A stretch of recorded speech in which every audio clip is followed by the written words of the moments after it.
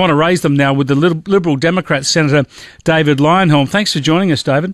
Good afternoon, Chris. First up on the sugar tax. All right, now obesity is not good for your health. We have too many fat people, and that impacts our health system, of course. And we want to encourage people to be healthy and not to be overweight.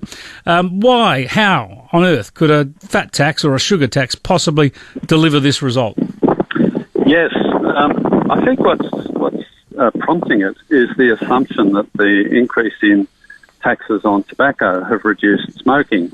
And I suppose that was true in the beginning, but it's not true now. Smoking rates aren't going down. There's a massive difference, isn't there, David Leyonhjelm, in that tobacco, there's no safe level of tobacco consumption. You have one cigarette a day, well, that's going to be doing you harm, whereas sugar is part of the stuff of life. It's in so much of our food. Yes, you're quite right. And if you don't smoke cigarettes, then you don't get tobacco, or you don't get tobacco from any other sources. Whereas if you don't drink soft drinks containing sugar, you still get heaps and heaps of sugar from other sources. It's a bit of a pick-on sucrose sugar as well, which in Australia comes from cane, and other countries comes from beet. Of course, there's lots of sugar in fruit juice, and it's in the body. It's broken down into glucose, just like all other carbohydrates. So ultimately, things like bread, pasta, and stuff like that, they all end up as glucose in your bloodstream. Why you should pick on sucrose is a bit of a mystery, and the evidence is that it's misplaced. It doesn't actually do any good. In the countries and states and regions where they have introduced sugar taxes overseas, the end result hasn't been a reduction in obesity. There has sometimes been some reduction in consumption of those products, and you could say, oh, well, that's good. But if you remind yourself, well, why did we do it in the first place? To try and stop people from being too fat.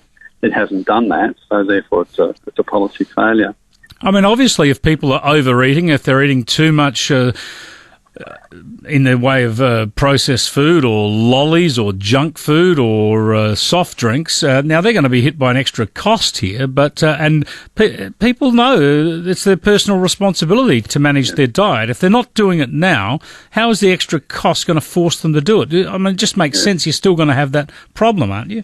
Yes, that's absolutely right. It's classic nanny state approach. You don't know what's good for you, so therefore we're going to force you via the tax system to do something that you wouldn't otherwise do. There's going to be a lot of political pressure on this, though, now, isn't there, with the AMA and others buying into it. We saw similar sorts of moves when Labor were last in power with the Alco-Pops tax. Do you think that it's inevitable we'll see, probably from the Labor Party, a pretty serious push to have a sugar tax of some kind? Don't know. It depends on whether they are more interested in appealing to the wealthy doctors and their noisy union, which is the AMA, or whether they actually do care about the low-income people that they claim to represent, because a sugar tax falls disproportionately on low-income people. It's not a progressive tax. If you drink soft drink, you pay the same amount of tax. You would pay the same amount of tax whether you're rich or whether you're poor. So, the proportional weight of it is much greater on low-income people. Now, if Labor thinks, well, we don't actually care about the poor really all that much, we're more interested in pandering to the doctors' union, well, it may well be they'll go down that path. The thing is, though, it may be that there's I try to be an optimist about these things. There may be,